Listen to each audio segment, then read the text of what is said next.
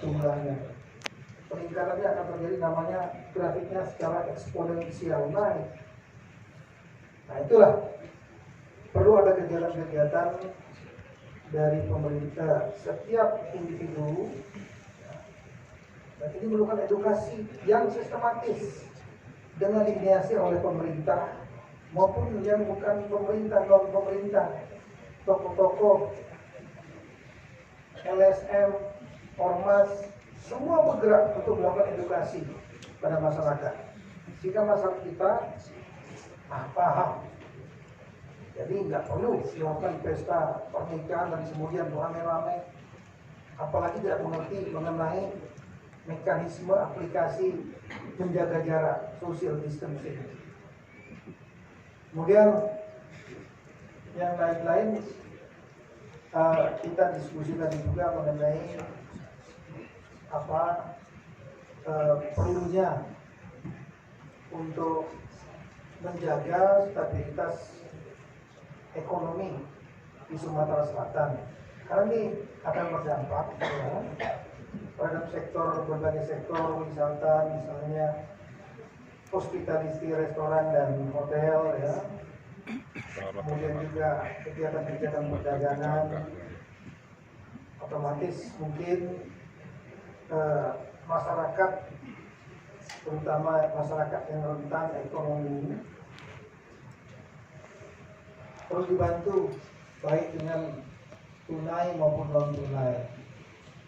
Saya dan Menteri Keuangan sudah mengeluarkan masing-masing dua peraturan menteri yang boleh kepala daerah untuk melakukan revisi anggaran dalam rangka prioritas 3 hal ini, itu peningkatan kemampuan kesehatan di daerah, sehingga bila terjadi lonjakan atau ada kasus yang tinggi ya, kita sudah memiliki kapasitas kesehatan untuk merawat dan merespon mereka, pasien maupun orang yang diawasi, orang dalam pengawasan.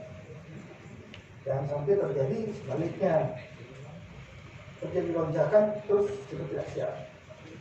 Itu anggaran bisa dialihkan ke bidang ini. Juga membantu masyarakat yang rentan ekonomi tadi dalam bentuk bantuan tunai maupun non tunai. Yang terakhir adalah membantu dunia usaha agar tetap hidup di Sumatera Selatan, baik yang besar, UMKM maupun yang mikro. Terutama UMKM dan mikro mungkin memberikan insentif kepada mereka, termasuk yang besar. Ini kebijakan perlu didiskusikan, para pengusaha diajak kumpul apa yang bisa membuat mereka tetap hidup, termasuk yang mikro diundang perwakilan apa yang membuat mereka bisa tetap hidup, sepanjang itu bisa dalam koridor undang-undang dibantu, mereka harus dibantu. Dengan demikian terjadi stabilitas ekonomi, termasuk kesediaan sembako harus dijaga betul oleh para kepala daerah supaya tetap terjaga ketika terjadi lonjakan permintaan. Kita sudah siap, tapi nggak boleh ada penimbunan. Kalau ada penimbunan ditangkap sama aparat penegak hukum. Yang terakhir saya menyampaikan dana desa. Dana desa kita masih sangat minim, desa yang menerima dana desa dari pusat. Kesalahannya bukan di pusat. 72 triliun anggaran desa itu perintah dari Bapak Presiden sebagai upaya untuk membangkitkan ketahanan ekonomi desa. Nah ini skemanya adalah 40% di 4 bulan pertama, 40% di 4 bulan kedua, 20% di 4 bulan ketiga. Hasil evaluasi kita sampai dengan Maret ini, tanggal ini, baru 40% dari 40% pertama yang tersalurkan. 60%-nya belum. Mana masalahnya?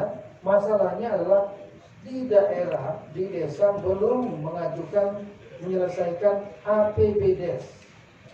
anggaran pendapatan belanja desa yang harus dimusyawarahkan dengan Bamusdes, Badan Musyawarah Desa, dan direview oleh camat.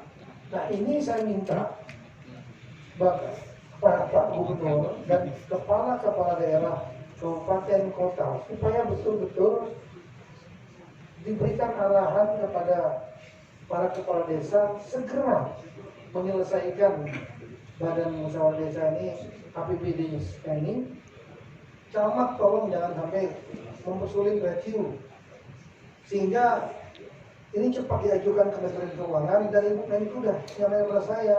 Begitu nyampe mereka langsung transfer.